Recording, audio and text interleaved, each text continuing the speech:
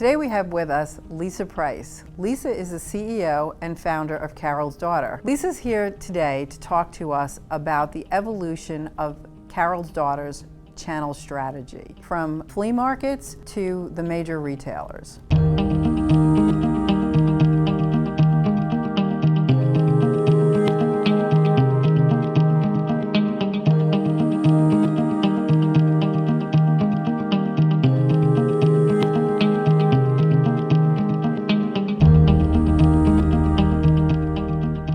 Lisa, what was your inspiration for the Carol's Daughter brand? It started from fragrance. I've been in love with perfume for as long as I can remember. My oldest memory is my grandmother's Chanel No. 5 on her dresser and smelling it and never understanding why she only wore it on Sundays when she went to church, because it was so pretty. I was like, Nana, you should wear this every day. But I've always been obsessed with fragrance, and I started out making fragrances just to wear, just to have something unique and different. And when you wear fragrance, it lasts on you longer if you layer it. So using the shower gel and the moisturizer in the same scent. And since I was making my own, I didn't have ancillaries. So I experimented in my kitchen to make lotions. Didn't really know what I was doing, but it was fun. And this hobby of making these lotions and creams to go with my scents and then sharing them with friends and family grew into a business when my mother said one day, why don't you sell at the church flea market in 2 weeks? And I went to the flea market with a few jars of cream that I had made maybe a couple dozen or so jars of cream, and I sold all of them at the flea market and got a flyer for a craft fair coming up a couple weeks later. And I ended up spending the summer of 1993 selling at craft fairs, flea markets, little expos in my neighborhood, setting up a card table and selling my wares. And that was the beginning of the business being born. What a great story. That's awesome. So tell me a little bit about channel opportunity. Your first channel was obviously a flea market. So how did you get from a flea market to your next channel and to all the channels that you're in now? Well, with the business in the very early stages, it was very organic. Flea markets, craft fairs, street fairs. Then the weather started to get cold and there weren't as many of those available. So my next channel was my living room and people coming and shopping in my apartment. I kept my business in my house for a little over 6 years before I opened up my first store. And we opened our first store in Fort Greene, Brooklyn in August of 1999. And it wasn't until 2005 that I had a second store, because at that point I had taken on some investors. So it was something that I could do now that there was some capital coming into the company. And after that store, we began channel distribution first in Sephora. So we went into Sephora in 2006. Oh, so Sephora was actually your first channel outside of kind of the do-it-yourself type of market? Yes, yes. Okay, interesting. And how did you know when it was time to go from Sephora to your next channel? Well, Sephora was 2006. Macy's was very close to that, sort of end of 2006, early 2007. And when we started, it was sort of an approach of, we're just going to announce that the brand is here. This brand has had its following in Brooklyn, and now we have celebrity investors that are involved with it.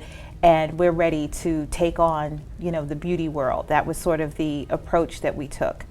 And Sephora was the first one to come to the table and play and give us a place to go. And then Macy's came after that. The only options that were available at that time for a brand like ours really was in prestige. In the mass space, we didn't have multicultural in mass. We had ethnic. And ethnic in mass in beauty meant relaxers, and pretty much that was it. So if you didn't sell and manufacture relaxers, you didn't have a space in mass to sell a line like ours.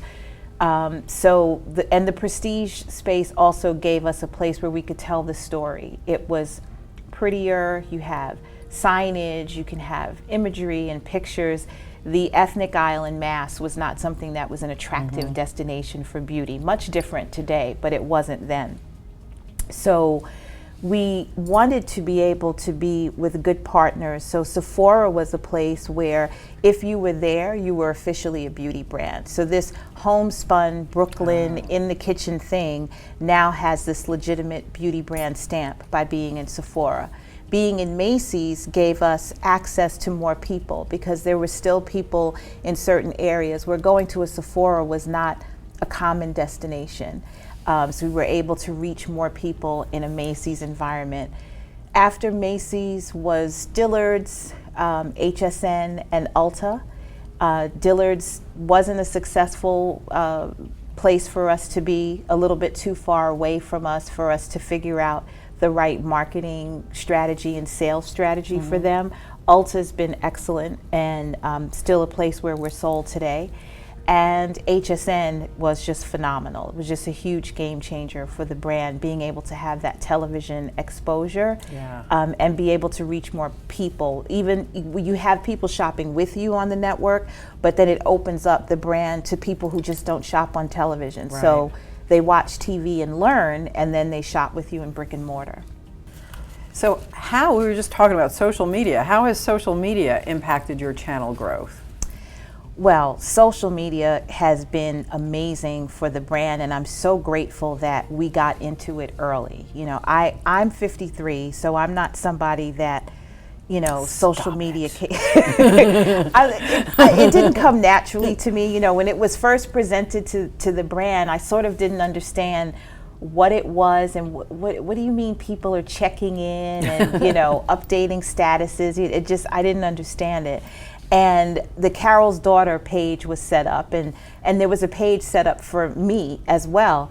And I never really posted anything on it. I was like, why does somebody care if I had a bagel for breakfast this morning? I didn't get it. But as I watched the brand grow with it, and I saw the things that we were posting, I was beginning to get it. And then one day I was in a meeting, and I said, well, what if we made sort of a regular conditioner for black vanilla, because we have this black vanilla smoothie that's so popular, but what if somebody feels like they don't need an intense conditioner all the time and they just want to have a regular one? We don't have one, maybe we should make that. And instead of waiting for a market survey, an email blast to ask people questions, a focus group, we just put a question on Facebook, and in like 17 minutes we had all of these responses. Amazing, right? I was like, okay, I get this now. I like this thing. And so when we decided as a brand to do cross-channel distribution and not just be in prestige, but also branch out into mass and go to Target, social media was so key in getting that message out, getting it across, because we didn't have big budgets for, you know, advertising and marketing to say, hey, we're in Target now. So our marketing was very grassroots, and it was Facebook, it was Instagram, it was Twitter, and it was hugely successful. So it's such a necessary tool today. Yeah, absolutely. It makes so much sense because you could get that instant feedback and really connect with your consumers. Absolutely. That's awesome. Lisa, did you explore multiple channels at once, or did you go one at a time? When we initially wanted to go into prestige beauty, in our minds, our targets were Sephora and Macy's. We loved Sephora for that beauty seal. You know, if you were in Sephora, then you were officially a beauty brand. Because I think I sort of felt like I was a beauty brand, but I was still that woman that made products in her kitchen in Brooklyn, you know, and I wanted to be legitimate. But then Macy's was, you know, everyone's department store. You know, it's where, you know, I went to see Santa Claus. It's where, you know, my mother-in-law would always shop for a dress when she was going to a wedding. So those were the two that we had in mind, and we did meet with them at the same time, not knowing which one was going to say, yes, we want to have you in our stores. Sephora ended up being first, but Macy's was right behind it. And then once we had those two, it was really, okay, let's figure this out. Let's make sure we can make this work. Let's make sure we know what we're doing before we venture out to a third. Okay, great. So you digested them before you Yeah, moved on you to have the next. to manage the, the expectations and understand the retailer with whom you're in business. It can be really complicated. So I think unless you have a huge machine behind you and lots of money, you really can't be in, this retailer and that one, all at the same time, because they each have their own set of relationships that you have to manage. They have their own rules, their own processes. Yeah, you can't do it too quickly or it'll be a mess. Yeah, absolutely.